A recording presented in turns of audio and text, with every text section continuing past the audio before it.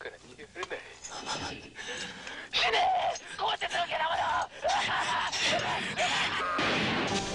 you been up to, Ruby? I've been out with men. That body was meant for begetting children. It was not meant for the lust of men.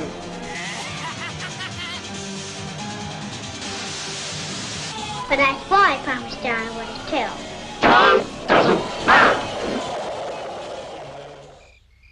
What a peace is mine. Run, hide in the staircase. Leaning on the everlasting arms.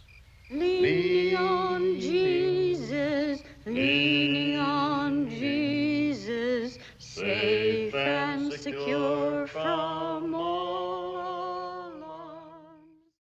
Bien, bonjour à toutes et à tous, bienvenue dans ce troisième épisode du Tambourin, le podcast du ciné-club de l'université Rennes 2, le ciné-tambour.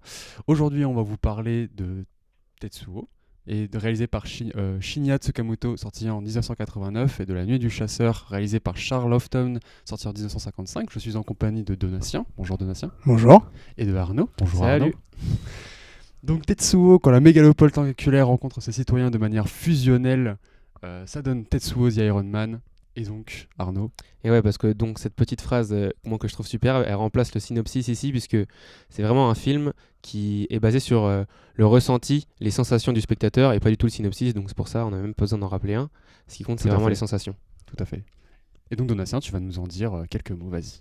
Et oui, tout à fait, parce que vous venez normalement, si vous nous écoutez, de découvrir donc Tetsuo de Shinya Tsukamoto, considéré comme un des premiers films cyberpunk du Japon et comme le premier film de Tsukamoto, ce qui est à moitié vrai mais pas complètement. Donc pour présenter rapidement Tsukamoto, c'est quelqu'un qui est né en 1960, donc à ce moment-là il a 29 ans.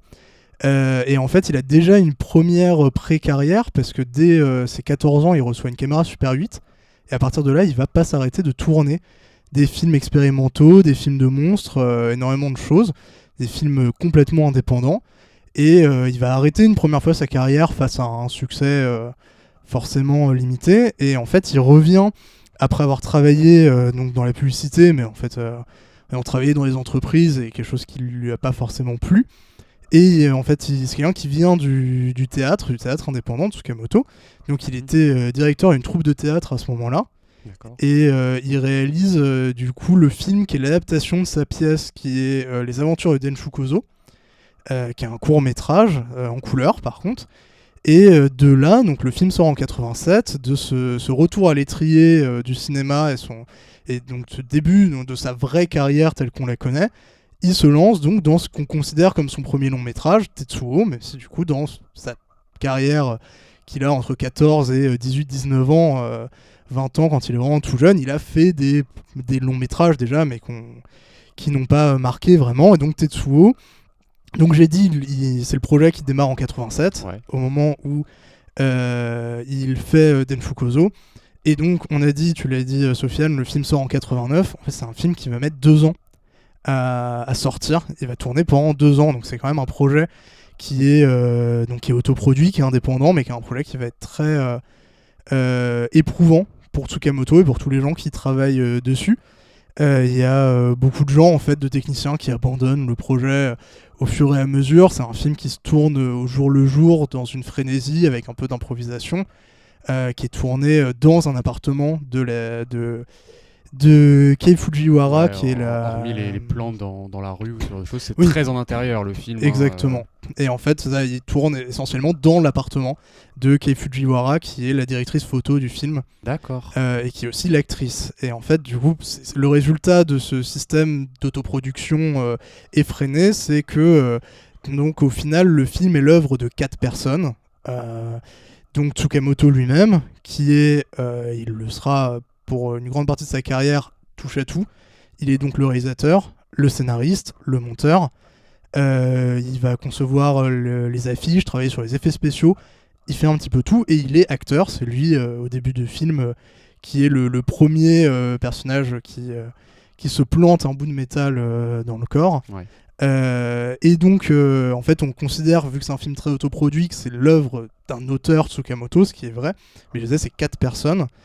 Donc Kei Fujiwara, qui est la directrice photo, et aussi conceptrice des costumes et donc d'une partie des effets spéciaux, qui travaillait avec Tsukamoto dans le monde du théâtre, et donc qui va aussi toucher un petit peu à tout, parce que, comme je le disais, les techniciens se barrent au fur et à mesure, et c'est elle aussi qui joue donc la femme, puisque Oui, les personnages...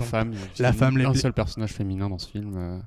Exactement, et les personnages n'ont pas vraiment de prénom dans le Non plus. film, donc c'est la femme. Il y a aussi du coup Tomoro Taguchi qui va revenir plusieurs fois en tant qu'acteur dans la filmo de Tsukamoto, qui lui joue l'homme, mais Ou le salaryman aussi, puisque c'est ce donc archétype dans la société japonaise du citoyen qui donc va au boulot tous les matins à 8h et qui revient tous les soirs à 18-19h donc chez lui avec sa femme qui lui a préparé, etc. Voilà, on appelle ça vraiment le salaryman, et c'est vraiment presque une catégorie de population à part entière en fait là-bas. Vraiment, c'est extrêmement cadré là-dessus, comme beaucoup de choses dans la société japonaise. Ouais, bah, au cinéma, c'est même une figure majeure du cinéma japonais tout court, quoi. Le salaryman, c'est Oui, quand c'est on pense c'est au vrai. cinéma japonais, souvent, quand c'est avec des adultes, ça commence avec un salaryman qui va ensuite vivre des trucs, mais bah, là, c'est exactement ça, quoi. Et oui, vous avez tout à fait raison. Et donc Tomoro Taguchi qui a joué quasiment que dans les films de Tsukamoto, parce qu'il est réalisateur en fait lui-même. Et donc il a aussi travaillé en tant que technicien sur le film quand il fallait, quoi, parce que des fois il fallait. C'est un bon pote, quoi. Exactement, c'est un bon pote, c'est pour ça qu'il reviendra dans les films suivants. Et je trouve que c'est une grande force du film, c'est l'expression faciale de ce type qui n'est pas fondamentalement acteur, mais qui vraiment a une énergie complètement folle au niveau du visage. Et la quatrième personne très importante, c'est le musicien du film, c'est Chu Ichikawa. Tsukamoto rencontre en fait sur le tournage de Tetsuo, qui va devenir son compositeur attitré pour quasiment toute sa carrière, et qui influe énormément sur le film, parce que vous l'avez vu et entendu. La musique du film est un mélange de noise music très bruitiste. En fait, c'est quelqu'un qui faisait de la percussion en tapant sur du métal, donc forcément ça a inspiré. Forcément, ça fait du bruit. Ça fait du bruit, et forcément ça a inspiré Tsukamoto, qui s'est dit je veux ce gars-là pour ma musique. Ouais, c'est ça. Et donc en fait, le film se résume à ces 4 personnes, et le film n'existe que par quasiment le travail de ces 4 personnes. D'ailleurs, on peut aussi rajouter que pour la musique que c'est les percussions, mais c'est aussi les voix. D'ailleurs, les cris des personnages sont des instruments en fait à part entière. C'est comme le film dans sa globalité traite de la matérialité des humains et des machines, donc qui a donné la cybernétique, et on va revenir là-dessus plus tard. Mais voilà, c'est la voix traitée comme un bruit comme un autre finalement, et qui vient s'ajouter à la bande sonore et qui fait comme ça un empilement en fait. Déjà que l'image est un empilement de plein de choses, au son aussi c'est un empilement de plein d'esthétiques et de plein d'influences, quoi. Ouais, c'est sûr, on parlait de sensations tout à l'heure.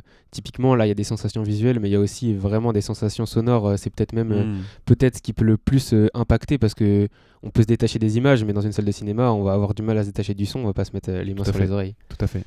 Tout à fait, et d'ailleurs, ça rebondit totalement sur ce que vous avez dit. Tout le son du film est post-synchronisé, donc tous les cris ont effectivement été travaillés en studio en même temps, et le peu de dialogue en même temps que donc la musique. Effectivement, tous créer un ensemble cohérent, et c'est peut-être le moment de caser, autant la caser rapidement, cette phrase très connue de Tsukamoto, qui est un peu une phrase tarte à la crème, mais voilà, vous avez pu voir le film donc dans une salle de cinéma, mais Tsukamoto avait dit plusieurs fois en interview que la meilleure manière de découvrir Tetsuo, c'est de se mettre devant sa télévision, de mettre le son à fond, et de se mettre à moins de 20 cm de l'écran.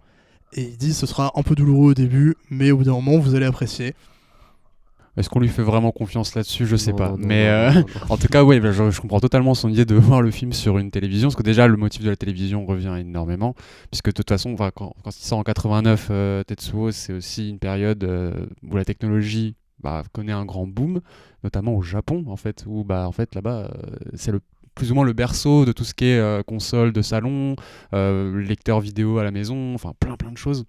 Et du coup, ce film il s'inscrit totalement là-dedans, et dans ce rapport en fait qu'il y a entre, encore une fois, les humains et la machine, et notamment les peurs, mais aussi les espoirs qu'on peut porter en fait dans ces technologies. Donc c'est vraiment un film qui est le fruit de son temps, quoi, là-dessus. Et peut-être juste un tout petit peu en avance. Et un petit peu en avance aussi, bien sûr, sur plein de points, plein de points. Oui, tout à fait. C'est un film qui a explosé au moment où il sort. En fait, ça permet de conclure un peu sur son contexte de production. Quand le film sort, il sort dans une seule salle au Japon. C'est un film autoproduit, c'est un film qui n'a pas de distributeur. Et pourtant, il va se passer un truc. Donc effectivement, c'est qu'il a touché quelque chose dans son contexte de production, enfin dans sa sortie, dans son contexte de réception. Et donc c'est pour ça pourquoi aussi il dit le regarder sur une télévision, parce que le film n'a pas d'exploitation en salle. Oui. C'est un film qui sort en VHS à l'époque et qui va se faire connaître dans un truc qui n'existe plus aujourd'hui, mais dans cette espèce de réseau magique de comment une VHS peut traverser le monde et être vue par des réalisateurs et des cinéphiles à travers tous les pays, alors que c'est 4 types dans un appartement qui ont fait le film. Et c'est un peu la magie de la chose. Et donc juste pour arriver à aujourd'hui, donc le film a été restauré récemment et donc maintenant il sort en salle et donc on peut le diffuser donc au Ciné Tambour, mais pendant longtemps ça a été un film de VHS ou de DVD. Très bien. Donc, est-ce qu'on peut revenir plus précisément sur les thèmes du film qui sont abordés ? Donc, on a d'abord une question sur le masochisme, la plasticité, on en a déjà parlé, l'irruption du réel dans le réel, de l'irréel dans le réel, pardon, avec le salaryman. Est-ce que éventuellement Donatien ou Arnaud, non, plutôt Donatien, c'est quelque chose à rajouter par rapport à ces thèmes-là Sur le masochisme, c'est quelque chose qui est très important dans la filmographie de Tsukamoto. En fait, donc le film, comme tu l'as dit, était en avance sur son temps et a touché plein de choses de l'époque, mais c'est aussi un peu involontaire, puisque Tsukamoto a avoué que il a fait le film un peu comme ça, forcément sur 2 ans, et que c'est avant tout la forme qui l'intéressait. Mais malgré tout, il était influencé par énormément de choses de l'ère de son temps et il a touché juste. Et effectivement, le masochisme, c'est quelque chose qui revient après dans ses films suivants et qui est très important, ce truc d'aller toucher la mort jusqu'à la fin de l'existence humaine telle qu'on la connaît, ça, totalement. pour ressentir d'autant mieux la vie. Donc c'est un film qui est très sombre et qui en même temps a presque quelque chose d'optimiste. Je suis d'accord. Plus que pessimiste. Et donc ça rejoint aussi avec le fait que Tsukamoto, si vous avez jamais vu à quoi il ressemble, c'est quelqu'un qui apparemment était un enfant très timide et qui est quelqu'un qui est vraiment ultra calme en interview. Et Oh putain, on dirait pas du tout. c'est flippant, c'est l'un des types les plus doux et les plus calmes. Et en fait, il dit justement, quand il fait des films, la création, il dit faut aller presque jusqu'à toucher le chaos et la mort pour créer un truc qui nous touche. Et donc le film, c'est ça, quoi, cette expérience du chaos et d'aller au plus loin des extrêmes, mais pour jusqu'à ce que les extrêmes se rejoignent, et en fait d'aller au plus loin de l'humanité, d'enlever un maximum de choses de ce qu'est le corps humain, pour le retrouver d'autant mieux, la sensation de vivre et d'être dans le monde. Et d'ailleurs, justement, par rapport à tout ce qu'il y avait avant sur cette question de la machine et de l'homme, ce qu'il disait, c'est que il y avait toujours dans les films qui l'ont inspiré, dans ce qu'il y avait avant, des films de science-fiction sur les liens entre l'homme et la machine, il y avait toujours un lien il y a toujours une séparation entre le cerveau et le corps, c'est-à-dire que toujours l'androïde, c'est un cerveau humain dans un corps robotique. Et en fait, Tetsuo, là où il veut aller chercher plus loin, c'est que tout se confonde et que même le cerveau puisse devenir un bout de la machine et le corps un bout de la machine, et que la chair c'est aussi robotique. Ça va dans cette espèce de chaos qui est sa volonté. C'est ça, et puis on en parlait tout à l'heure, mais effectivement c'est un des films qui donc s'inscrit dans presque, de manière un peu téléologique, on pourrait dire qu'il annonce en fait ce genre du cyberpunk. Donc le cyberpunk, voilà, c'est contraction des mots cybernétiques, donc qui joue sur cette idée de singularité homme-machine et de mot punk. Donc je vous fais pas l'histoire du mot punk, hein, c'est plus ou moins un mot qui se définit seul. Mais en gros, voilà, c'est cette idée d'une réalité, pas forcément un futur, mais en tout cas une réalité où la singularité homme-machine est arrivée à un point tel que les transhumanismes, les bras robotiques et tout ce genre de choses sont devenus monnaie courante.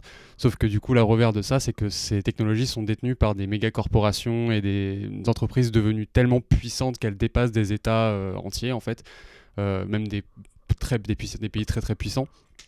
Et donc notamment c'est un genre on dit de manière téléologique parce que c'est vraiment a posteriori qu'on a attribué ça à Tetsuo, parce que avant ça il y avait déjà donc notamment un recueil de nouvelles Mozart en verre miroir de Bruce Sterling que je vous conseille, qui donc est considéré en tout cas, les mots qui sont prononcés par Sterling dans sa préface sont considérés comme le vrai précurseur de ce qu'a été après le cyberpunk et des règles qui ensuite on a voulu un peu rentrer dans ce style-là. Bruce Sterling qui a donc fait plein de nouvelles comme ça, notamment Crystal Express qui a inspiré en partie, si j'ai bien compris, et si j'ai pas trop envie de dire de bêtises là-dessus, mais qui a en partie inspiré Mars Express, donc le récent film de Jérémy Perrin que vous devez aller voir. Et donc voilà, donc là-dessus, ce film donc, a vraiment marqué son temps, quoi, on peut le dire. Et pour revenir concrètement au film, si vous l'avez, normalement vous l'avez vu, mais voilà, c'est un homme qui se transforme littéralement en machine, qui affronte quelqu'un qui semble heureux de cette condition, de se retrouver mélangé à une machine. Donc en fait, c'est deux visions comme ça qui s'affrontent, et comme tu disais tout à l'heure sur le fait de dépasser les limites humaines, d'aller dans les extrêmes, c'est ça en fait, on a deux extrêmes, l'un qui est extrêmement victime, on peut dire, enfin si on peut dire, de sa situation, tandis que l'autre est extrêmement volontaire. En fait, c'est-à-dire il a vraiment cette volonté même de transformer l'autre. Il dit cette phrase à un moment, je ne me souviens plus exactement de ce qu'il dit, mais en gros, il sait, tu peux rien faire contre ta propre nature. En fait, c'est comme je disais tout à l'heure, encore une fois, on revient, c'est cette idée de la peur et en même temps l'excitation de voir les nouvelles technologies arriver. Ouais, c'est peut-être ça aussi l'une des essences du cyberpunk, c'est de passer outre la science-fiction d'avant qui était très dystopique et d'avoir cette crainte de la technologie et de commencer à se dire on accepte aussi, on réfléchit à comment on se place dans le monde par rapport à cette technologie qui de toute façon en fait est arrivée. Je me souviens d'une phrase de quelqu'un qui disait le cyberpunk, on considère que le grand boom a déjà eu lieu. C'est-à-dire qu'avant la SF, on a peur de la bombe atomique, on a peur du grand boom de la fin, et la cyberpunk, en fait, de manière subreptice, inconsciente, le changement de société, il a déjà eu lieu et on est déjà en plein dedans, quoi. C'est pour ça. C'est ça. Et alors ça, c'est Benjamin Patino, donc qui gère la chaîne Bolchegeek notamment, qui en avait parlé et qui en fait, il dit ça qui m'avait fait extrêmement rire, c'est que on vit déjà dans un monde cyberpunk en fait, sauf qu'on n'a pas le cyber et on n'a pas le punk, on a juste les méga corporations qui contrôlent tout et qui déchirent tout, quoi. Donc voilà, là-dessus, je suis assez d'accord. Et ouais, du coup, en fait, tu sais, donc effectivement, il a c'est une manière téléologique, donc en fait, c'était pas volontaire pour Tsukamoto de s'inscrire dans le cyberpunk. Par contre, il a très bien compris qu'il y avait un coup à jouer, parce que dès que le film sort et qu'on lui dit putain, ça s'inscrit là-dedans, il en a parlé partout, dans toutes les interviews. Oui. Et il a dit, je vais faire un film cyberpunk, alors qu'il savait même pas de quoi il parlait. mais ça a marché, en fait. Et du coup, je peux juste revenir un peu sur les influences de Tsukamoto, qui sont les mêmes que celles des autres gens qui ont créé le cyberpunk, et qui expliquent aussi comment il en arrive là. Mais en fait, c'est quelqu'un qui s'est inspiré d'énormément de films. Il cite beaucoup la filmographie de Cronenberg, forcément pour ce rapport au corps, au masochisme, et aussi à une sexualité très particulière. Il y a cette idée, vous avez vu Tetsuo, d'une sexualité qui est désincarnée, qui est désérotisée. Et d'ailleurs, ça revient à l'une des idées quand il lance le film. Tsukamoto dit qu'au départ, il voulait faire un film érotique. Donc, c'est un genre dans la fin des années 70 au Japon qui était très courant. Mais il voulait pas mettre en avant que des femmes, et des femmes jeunes, évidemment. Et il voulait faire un film érotique où les hommes et les femmes se mélangent, soient tous tout nus, et qu'au final on oublie le rapport à la chair, à l'incarnation de la chair, quoi, et que tout se mélange dans un chaos, ce qui au final n'est pas exactement ce qu'il fait, mais ça explique comment il en arrive là. Et c'est lié aussi au fait qu'il donne comme inspiration la peinture futuriste italienne, forcément avec ce mélange. Et dans ses inspirations thématiques, il parle beaucoup de Metropolis et de Blade Runner. Donc il y a tout plein de choses qui se mélangent et qui amènent à ça. Et en même temps, ça s'inscrit dans un contexte japonais très fort. Donc il y a effectivement le manga d'abord, ensuite le film Akira, qui arrive de manière contemporaine à Tetsuo. Et ça s'inscrit aussi dans tout un mouvement de cinéma indépendant japonais qui apparaît à la fin des années 70. Il y a aussi les films de Mamoru Oshii, Angel's Egg, Ghost in the Shell 1 et 2, tout ça, quoi. complètement. Il y a ça qui arrive à peu près en même temps. Et Plus tard, c'est 95, Ghost in the Shell 1, je crois, il me semble. Et ensuite, c'est 2004 pour le 2. Et Angel's Egg, c'est fin 80. D'ailleurs, je crois que c'est 89 aussi. Il faut que je vérifie ça. Mais je il me crois que c'est semble 89. Et d'ailleurs, si vous n'avez pas vu Ghost in the Shell 2, c'est magnifique. Oui, c'est un chef-d'œuvre. Allez le voir. On est d'accord. Et non, et du coup, ça inscrit aussi dans un mouvement de cinéastes qui faisaient leurs films par leurs soins en Super 8 ou en 16 mm comme Tetsuo. Et peut-être le plus grand inspirateur de Tsukamoto sur ce niveau-là, c'est Sogo Ishii, qui est un cinéaste japonais complètement underground, qui a fait des films au moins aussi fous que Tetsuo, si ce n'est pire. C'est possible. Oui, au Japon, c'est possible. Et Pardon, je te coupe, c'est 85 Angel's Egg. C'est même avant Tetsuo, donc il y a même fort probable que Tsukamoto ait vu Angel's Egg et qu'il se dit putain, faut que je fasse un truc sur ce thème. C'est très probable. C'est possible. D'autant qu'il est fan d'animation En et plus. le film, vous l'avez vu, est rempli de stop motion et il y a cette idée que le live action soit de l'animation et en fait il dit qu'il a fait le film image par image, ce qui n'est pas complètement vrai. Il y a quand même des choses qui sont pas Un enregistrement mécanique, des choses de la réalité. Exactement, mais il y a quand même beaucoup d'images par image. Et pour faire le lien, parce qu'on a parlé du coup dans le premier podcast, vous avez parlé de Bayashi, de Boiko Bayashi, réalisateur de House, qui est aussi l'une des inspirations de Tsukamoto. Ça peut être surprenant, mais en même temps une vraie inspiration de... ça se remarque plus dans Denshu Kozo que dans Tetsuo, mais il y a cet effet de pixelation, donc de ces mouvements, je sais pas comment le décrire techniquement, mais très saccadés qu'on retrouve dans Tetsuo, dans Denshu Kozo et dans House, si vous l'avez vu aussi. Où c'est pas complètement l'image par image, mais c'est un truc quand il court en fait dans la rue et que tout se déplace, c'est un sentiment de vitesse très étrange, et ça c'est quelque chose qui a été pas créé mais très développé par Obayashi, et voilà.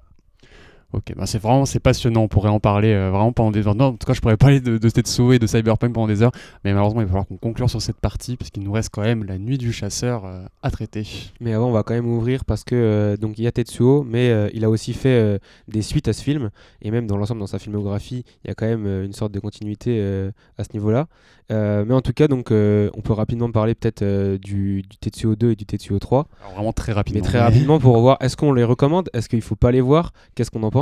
Je sais que moi j'ai vu le 2 et je trouve que, alors, on sent le changement d'étape, de temps, et c'est vraiment plus du tout visuellement la même chose, mais il y a toujours la même idée. Je le trouve moins intéressant tout de même, mais je pense que le 2 est à voir. Par contre, le 3... dans le 3, moi en tout cas j'ai trouvé que c'était bien, mais sans plus. En tout cas j'ai préféré le 1 et le 2 largement. Moi je les conseille, ne serait-ce parce qu'ils se répondent très fortement. Le 2, juste c'est presque un remake en fait. C'est Tsukamoto qui se dit peut-être j'ai dit des choses intelligentes dans mon film sans le vouloir. Ouais, c'est ça. Maintenant je vais réfléchir à ce que je veux dire et je vais refaire le même film avec un peu plus de budget, de la couleur. Mais cette fois je vais penser à ce que je dis. Ça va être un film qui est moins bien rythmé, mais en même temps c'est pas rythmé Tetsuo, c'est juste ça va à 100 à l'heure tout le temps. Donc là il cherche à mettre du rythme. Moi ça me plaît moins, mais en même temps c'est passionnant. Tetsuo 3 c'est passionnant, et il y a en fait il y a aussi une trilogie de films qui se passe à Tokyo qui se répondent avec Tetsuo, avec Tokyo Fist et Bullet Ballet. Donc en fait pour moi faut voir tout Tsukamoto, mais il y a de quoi explorer en fait. C'est un film charnière qui se diffuse dans le reste de sa filmo. Mais attends, Tokyo Fist, c'est pas le nom de Tetsuo 2 justement? C'est peut-être une connerie, mais... Tu me mets un doute? Attends. Je crois pas. Non, c'est Body Hammer, pardon, Tetsuo 2, excusez-moi. Et ben on peut enchaîner alors avec La Nuit du Chasseur. Et oui, donc le récit d'un pasteur psychopathe avide de fric et moralisateur, c'est La Nuit du Chasseur. Arnaud. Et bah, qu'est-ce qu'on a à dire sur ce film? Donc, il sort dans les années 50 et il est réalisé par un certain Charles Laughton, et c'est un cas assez particulier parce que donc on pense à cinéma américain, on peut penser les grands réalisateurs qui ont plein de films et tout, mais lui, pas du tout. Lui déjà c'est un Anglais qui d'abord fait du théâtre. Peut-être qu'on vous en a déjà parlé dans l'oral, je le fais avant donc je suis pas sûr, je vais essayer d'être assez court là-dessus, mais en gros il vient du théâtre. le théâtre l'a amené à Broadway aux États-Unis, et de là il s'est retrouvé à jouer au cinéma, parce que donc c'est avant tout un acteur en ce qui concerne le cinéma. Donc là dans ses grands rôles, il y en a plein, ça s'étend sur 2 décennies il me semble, puisqu'il est quand même arrivé dans les années 30. Et donc là, dans les années 50, il se retrouve à réaliser un film, ce film La Nuit du Chasseur, qui a un grand succès d'estime encore jusqu'aujourd'hui, qui est considéré comme un des grands classiques. Ouais. On va peut-être parler un petit peu du contexte de l'époque, de pourquoi est-ce que c'est faisable de réaliser un film comme ça dans les années 50 pour lui. Oui, du coup, tu l'as dit, le film sort en 1955. Et c'est une période, c'est que le début de la fin, entre guillemets, pour les grands studios d'Hollywood, les années 50, il va y avoir l'arrivée de la télévision. Et en fait, c'est l'arrivée de plein de jeunes réalisateurs qui viennent de la télé ou d'autres qui vont pouvoir avoir un peu plus de liberté dans leur cinéma. Et Charlton, même s'il n'est pas un jeune réalisateur, enfin il est jeune dans le sens où c'est son premier film, mais il n'est pas jeune en âge devant l'état civil. Mais du coup 55, juste, c'est l'année de films comme En quatrième vitesse de Robert Aldrich, qui est assez jeune à cette époque-là, ou La fureur de vivre de Nicolas Ray. Et du coup, c'est ces films-là qui vont marquer un petit peu, qui vont être les débuts avec d'autres, des premiers coups de pied dans le poulailler des studios hollywoodiens.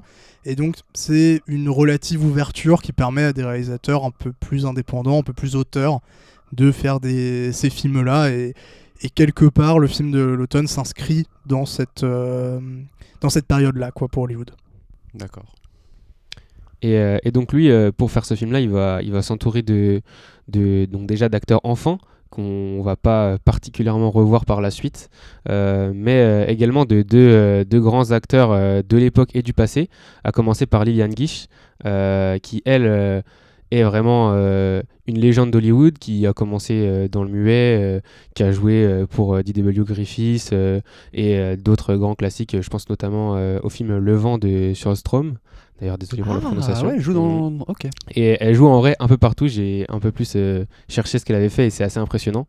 Donc voilà, pour son rôle-là, il ramène une légende. Et pour son rôle principal, il va chercher Mitchum, qui lui, à ce moment-là, a déjà, on va dire, du succès à Hollywood depuis une dizaine d'années. Il est quand même très connu, c'est un visage très connu, comme l'automne lui était quand il était acteur. C'est un peu un acteur à gueule, une tête qui marque. Et donc Mitchum, il va, pour moi en tout cas, j'ai pas tout vu, mais de ce que j'ai vu, lâcher sa plus belle performance. Tout le monde se rappelle de beaucoup de ces scènes, notamment quand il va s'énerver, ou ne serait-ce que juste ses tatouages sur les mains, c'est des images qui restent. Who cares about John? Et on va l'associer toute sa vie, enfin en tout cas pour ceux qui ont vu ce film, à ce rôle-là, quoi. Après, on pourra enchaîner plutôt sur le film en lui-même et pas ceux qui le font. Ouais. Disons que ce qui va marquer le plus, au-delà de l'histoire, c'est peut-être le visuel.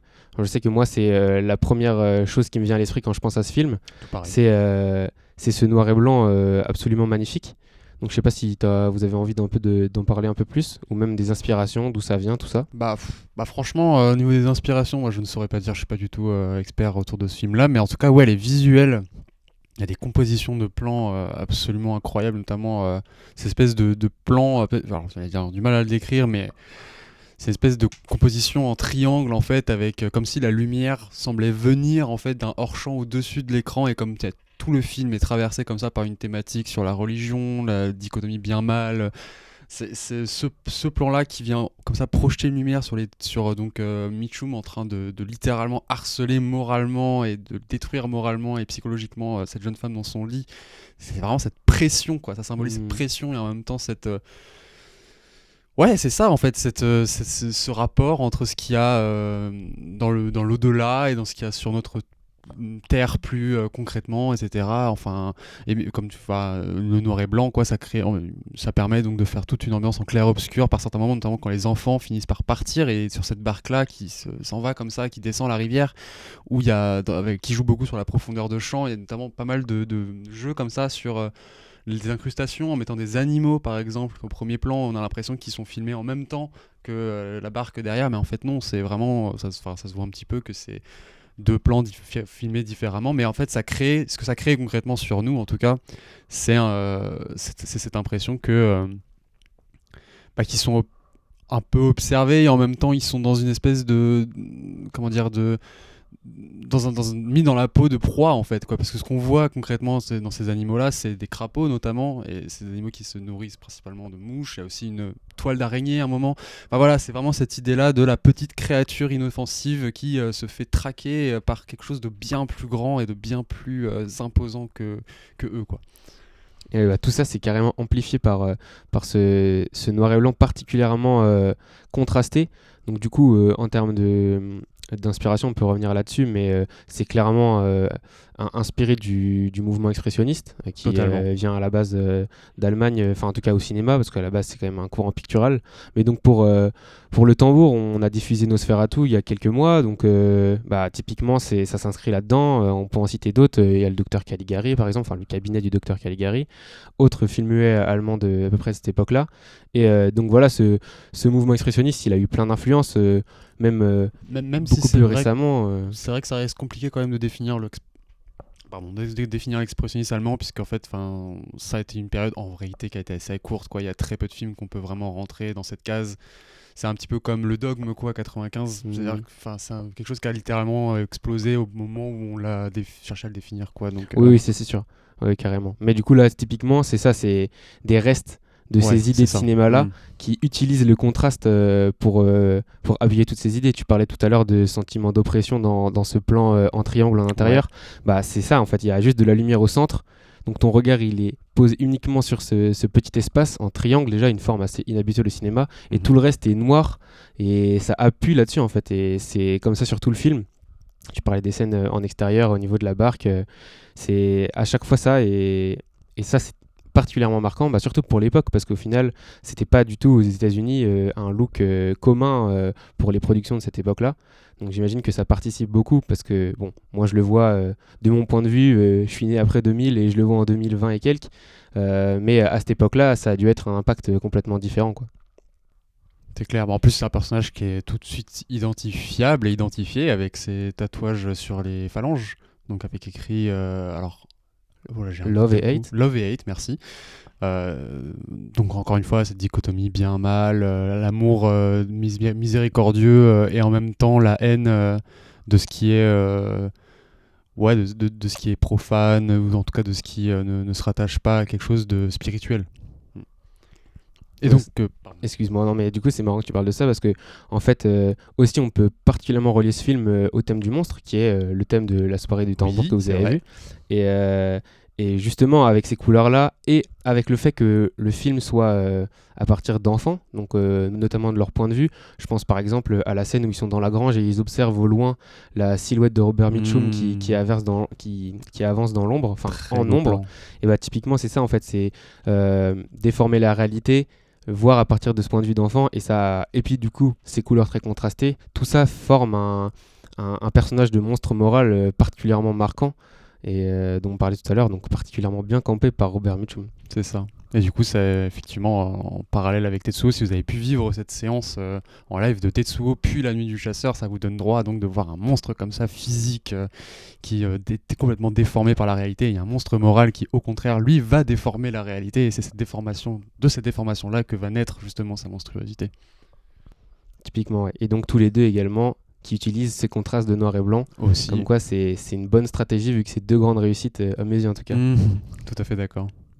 Et du coup, oui, tu disais le point de vue des enfants, mais ouais, je parlais tout à l'heure des animaux en premier plan, c'est totalement ça, quoi. Les animaux, ils sont littéralement ils prennent des proportions, j'allais dire inhumaines, mais non, des proportions pas naturelles, quoi.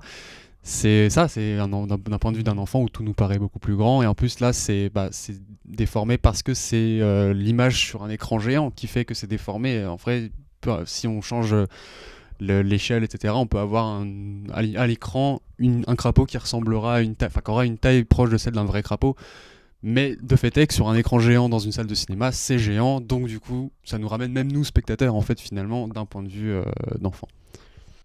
C'est pour ça que c'est intéressant de le voir au cinéma. Et c'est pour ça que t'as totalement raison. Vous avez bien fait de venir, parce que c'est pas non plus un film qui passe tous les jours. Vous pourrez comme ça vous pavaner devant vos amis cinéphiles. Ah, moi j'ai vu La Nuit du Chasseur sur grand écran. Et voilà, je sais pas si vous aviez autre chose à ajouter. Ancien peut-être. Tu n'as pas beaucoup parlé. Non, je me faisais la réflexion un peu rigolote que Robert Mitchum, dans les années 50, traîne beaucoup autour des rivières. Parce que 1954, il y a La rivière sans retour de Preminger, où il remonte une rivière avec Marilyn. Et voilà, il est plus sympathique dans le film de Preminger. Mais voilà. C'est pas dur aussi, faut dire. Parce que bon. Ouais, sinon, si on peut conclure, simplement annoncer une prochaine séance, parce que donc vous l'avez évoqué, Charles Laughton est un réalisateur qui n'a fait qu'un film, c'est un Bien acteur sûr. Et c'est un point commun, une fois derrière la caméra, et effectivement il y en a peu, mais il y en a quelques-uns et quelques-unes dans l'histoire du cinéma, et bien évidemment on peut penser à Barbara Loden, qui est passée une fois derrière la caméra pour le magnifique film Vanda. Et bien vous avez de la chance parce que vous pourrez le voir au Ciné Tambour. Donc il va y avoir une double séance dans la deuxième moitié du semestre, donc ce sera en mars, si je ne dis pas de bêtises. Il me semble aussi, à vérifier. Mais... Ce sera le 13 mars normalement. Non, ou tout début mars, juste avant. Mais en tout cas, ce sera début mars, et donc vous retrouverez une double séance avec Vanda de Barbara Loden, film magnifique, et L'une chante, l'autre pas de Agnès Varda, film tout autant magnifique. Donc oui, tout à fait. Ne ratez pas cette séance. Et donc premier film, c'est de Charles Laughton, donc c'est un point commun qu'il partage aussi avec une réalisatrice dont on va parler. On va passer le prochain film la semaine prochaine, donc celui de Lucille Coda, Qu'est-ce qu'on va penser de nous, qui est donc une réalisatrice documentaire qui réalise avec ça son premier film et qui donc réussit quand même un tour de force qu'on trouve assez intéressant, Arnaud. C'est ça, on est ravis de l'accueillir. Nous, on a pu le voir avec Sofiane il y a quelques semaines, et vraiment, on vous encourage à venir. On peut comprendre que ça donne moins envie peut-être comme séance parfois. Vous voulez venir voir des classiques, alors vous l'avez fait avec La Nuit du Chasseur, mais venez voir Qu'est-ce qu'on a pensé de nous, parce que vraiment, que ce soit au niveau des thèmes qui vont aller des liens familiaux, de la lutte des classes et la considération de classe, le rapport entre la campagne et la ville, tout ça, vous allez forcément trouver quelque chose qui va vous parler. Moi, je l'ai trouvé magnifique, qui plus est... purement esthétiquement parlant, c'est également une grande réussite, surtout pour un premier film, c'est assez surprenant. Donc voilà, en plus elle est très intéressante et elle aura beaucoup de choses à en dire. Donc oui, venez voir ce film, venez à cette séance. Elle sera présente et on pourra donc discuter directement avec elle, et comme ça vous pourrez lui poser vos questions. C'est ça. Si vous êtes des futurs documentaristes en herbe ou autre chose en herbe, juste que vous avez été touché, tant que vous êtes en herbe, c'est parfait. Et du coup, avec Qu'est-ce qu'on va penser de nous, vous aurez donc droit, comme d'habitude, en double séance, Mon oncle, donc de Jacques Tati. Comme d'habitude, c'est toutes les semaines Mon oncle. Maintenant, on a choisi. Voilà, exactement. Toutes les semaines, ça sera Mon oncle. C'est moi qui ai décidé. Non, voilà, grand film de Jacques Tati, grand classique du cinéma français. Et puis voilà, je pense qu'on a fait le tour, il me semble. Exactement, donc, on vous retrouve en salle du Tambour ou sur ce podcast à défaut dès la semaine prochaine. Voilà, portez-vous bien. Salut. Salut. Ah, et concernant la séance des Belles de Nuit et Happy Together avec les Belles de Nuit projetées en 35 mm, sachez que cela a été reporté à la semaine prochaine pour le 8 février, ce sera un jeudi. Voilà, aux mêmes horaires que d'habitude, au Tambour comme d'habitude. Voilà, bonne soirée.